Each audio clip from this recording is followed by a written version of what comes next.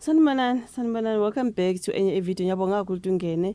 Thank you very much. Ngicela ukuthi subscribe mangabe awulokhu ungaka-subscribe. You guys please do so. Subscribe the channel. Ulike video, share video as well. Ngicela nama-aids mangabe aqhamuka usabuka ivideo. Ngicela ungawaskip. It does help a lot.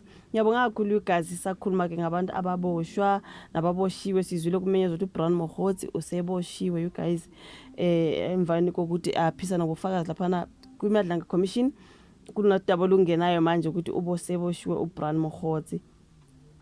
Engifuna ukukhuluma ngalo ke yilolo olukababa ufana inkosi, you guys uSearch ufana inkosi ukuthi usebhekane namanye amacala. Khumbula waboshwa baba ufana inkosi, so kwengezwe amanye amacala.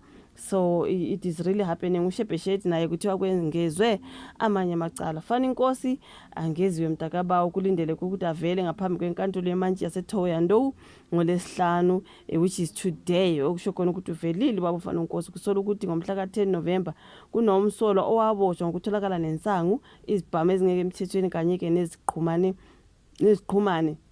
Uphenyo lukhomba ukuthi uSearch ufana inkosi wafika walanda idokodo lecala lokuqala enza sengathi uthunywe indlunkulu yamaphoyisa eqambamanga emva kwezinyanga ezimpala kuthiwa waphindela eThohoyandou wazichaza njengokholoneli osuka ehhovisi elikhulu wakhipha insangu eyayishaqwe lapho okugcinwa khona ubufakazi emaphoyiseni. Yize bufakazi wabubhuka kwelomkhulu ngokuhamba kwesikhathi kwatholakala ukuthi kunesikhwama esishodayo esensango kwase kuvula icala ke lokuphazamisa ukusebenza kwengalo yomthetho. Ingakho nje kuthiwa ke ubaba ufana inkosi amacala kasengeziwe kungezwe icala loku defeating the ends of justice you guys. Kusho ukuthi nje waphazamisa khona lapho kusebenza komthetho sokutholakala ukuthi usewathi ukuthinta wabamba wayoqamba amanga wathi ungikholoneli ntontoni kanti ke uzama ukuphazamisa ukusebenza kwengalo yomthetho. Ingakho nje kuthiwa ke asengeziwe amacala when it comes to ubaba uBrown Mokgotsi. Kunzima kunzima you guys, like ayingeke uBrown Mokgotsi yena useboshiwe ngezingena manje. Uma ngagijima ngiyodabeni lukaBrown Mokgotsi kuthiwa ke breaking news, Brown Mokgotsi arrested after alleged staged assassination attempt in Vosloorus. Khumbula ngenkathi ayithi yena kunabantu abamdubule khumbula imoto elane ebomvu yayidutshula imabhobobhobo inhlamvu abantu bathi usurvive kanjani uBrown Mokgotsi inhlamvu eziningi kangaka aimed at kwazovela umuntu lapha kwathiwa umakhelwane, someone who was around the place, wathi yena it sounded like she was a lady. Wathi yena she saw a man driving this particular car, wapaka imoto waphumela ngaphandle kumoto wathatha isibhamu waqala ukuyidubula leyo moto. Uthi uBrown Mokgotsi yena wathi there were people who were attempting to unalive him but usindile, but kwabonakala ngathi ubeqamba amanga, so he lied. Obviously he lied, that's why he's arrested. Kuthiwa ke it was a staged assassination attempt. So the Northwest businessman uBrown Mokgotsi has been arrested for allegedly staging an assassination attempt in Vosloorus east of Johannesburg. Mokgotsi has been charged with defeating the ends of justice. His arrest came shortly after he delivered testimony before the Madlanga Commission. According to the SAP spokesperson Brigadier Athlenda Mate, a multidisciplinary SAPS team executed a J50 warrant of arrest on Friday, which is namhlanje. Umate said the case emanates from the alleged staging of an attempted assassination on Brown Mokgotsi's life in Vosloorus.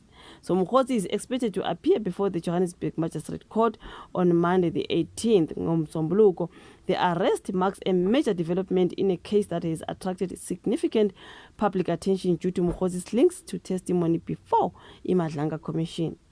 Police previously indicated that if investigations found that the alleged assassination attempt had been staged, a charge of defeating the ends of justice could follow.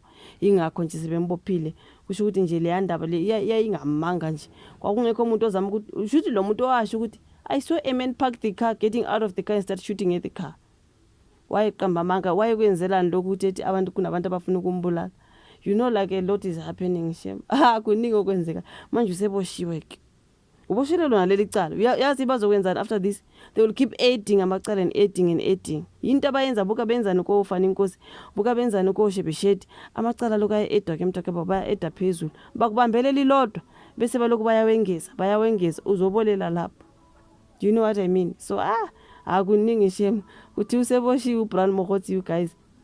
Someone said, yo, ubaba uSibiya must be shaking in his boots because abantu bathi kwenzakalani ngaboshwanga ubaba uSenzo Mchunu, kwenzakalani ngaboshwanga ubaba uSibiya, kwenzakalani bawubheka icele kwathi ubethwala imali laphana from uVusi Musikhethi Matlala wayesho testify laphana ukuthi he was carrying money with a Woolworths bag esenikeza ubaba ubheka icele.